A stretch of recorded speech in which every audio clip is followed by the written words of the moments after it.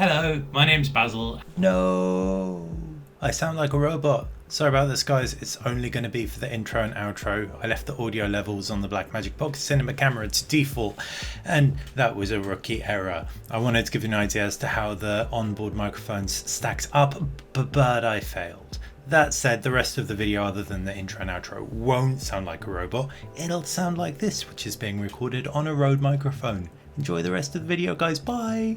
And this is being recorded on the Blackmagic Pocket Cinema Camera 6K Pro. Mouthful.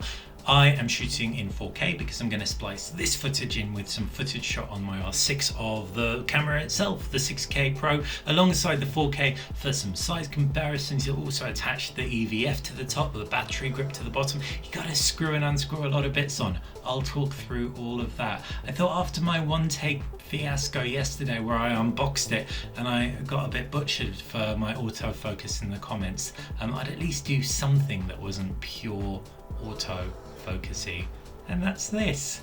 But there will be a lot of autofocus today. Okay, side by side you can instantly see the Super 35 sensor on the 6K Pro is bigger. Shock, shock, horror.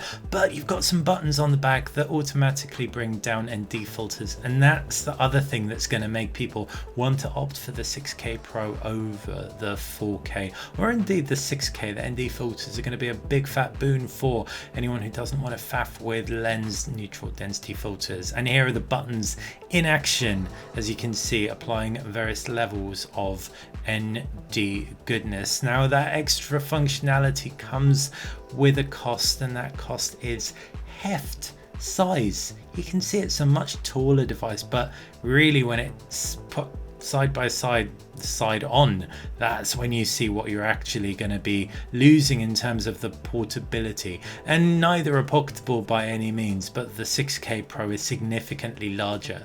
They do both have the same screen size though, however the 6K Pro is brighter, so I'm going to fire up the settings on both so you can see the same screen. Also the 6K Pro, I don't know if it was just because I've got slightly bashed up 4K, but the screen looked just better, maybe a bit sharper. Though they are not different resolutions, but ramping them up to full brightness, and you can see it's more blown out on the 6K, so just evidence there that it's that bit brighter.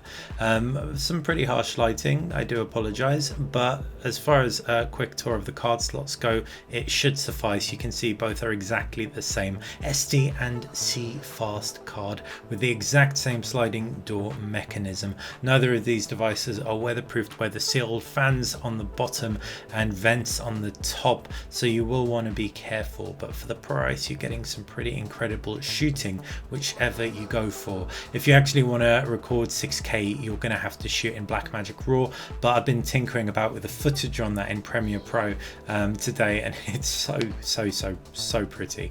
And obviously DaVinci Resolve, you get a license in the box for it, so you can use that as well.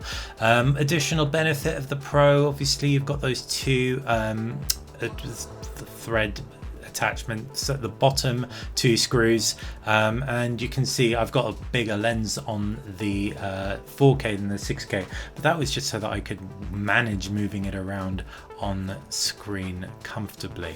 As for the tops of the device, the screw on the front of the 6K or the top of the 6K is far more forward, less recessed to make room for that electronic viewfinder, but all the buttons are identical, and you've obviously got the lanyard slots as well. You've got to unscrew the top element in order to fit the electronic viewfinder on, so I'm going to unscrew that, but you also have to unscrew the bottom element in order to apply the battery grip. Now what's interesting here is once you unscrew it, it is a little bit of a fingernail fidget in order to get it out. It isn't particularly easy. You can shake the camera, you can do a whole bunch of stuff.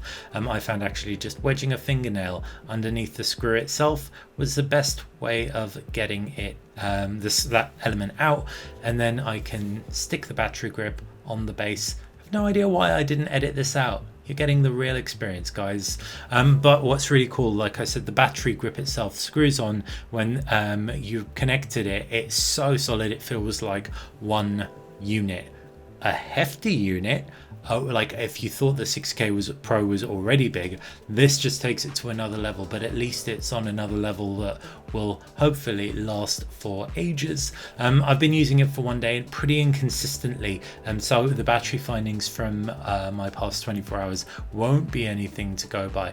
But having said that, I will be testing out Battery Trusted Reviews, is where the full review will be written up if I don't get time to make another video on this. The electronic viewfinder is articulating, i.e. only actually flippy out. It flips up and down, it isn't fully articulating, apologies. You've got a little screw element underneath the viewfinder itself to attach it to the camera, and also you've got a focus ring down below the viewfinder portion, so on the undercarriage of the electronic viewfinder itself, so you can make sure everything is nice and bin sharp. It's actually really nice. It's got, obviously, when you fire it up, the proximity sensor, so it will activate when it knows that you are looking into it, and in the settings within the camera you also have control over the electronic viewfinder. Annoyingly, I couldn't find an option to just have the viewfinder on rather than have the screen, but I also haven't used it as much as I perhaps should have before filming this video, so I'm not saying it absolutely isn't there, I'm saying I can't find it.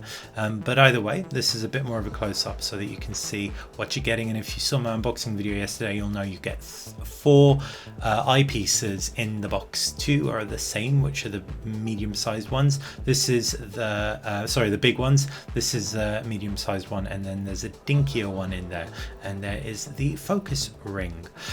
Right, we're almost there. Just a quick squiz around the user interface before we call it a day, and you've got a very, very familiar set of interface options if you have come from a Blackmagic Pocket Cinema Camera 4K.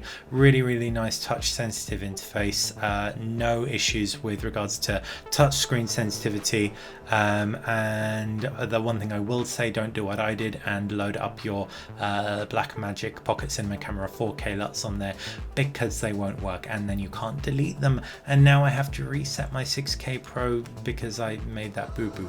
But hey, that aside, focusing, autofocus, as with the 4K, nothing continuous, you just long press on screen in order to autofocus, and on the user interface, Blackmagic's UI is easily one of my favorites, and initially it may be a bit daunting, but the second you realize what you're doing, it's a piece of cake. Easy switching between shutter angles and shutter speeds and whatnot. And with that, the component of this video where I actually talk about the things you want to hear are done. Now, more of me sounding like a robot. Pa-pow! Outro time. Hope you enjoyed this video. Any questions, comment section below, I'll be able to reply. Keep an eye out on trustedreviews.com, that's where I will be posting my review of this. It will be a written review, not a video review, so if you do want video content, probably best you subscribe here and don't go there. But written content, words, lots of kind of sampley stills of video clip bits, that will be Trusted Reviews. Have a good day. Bye.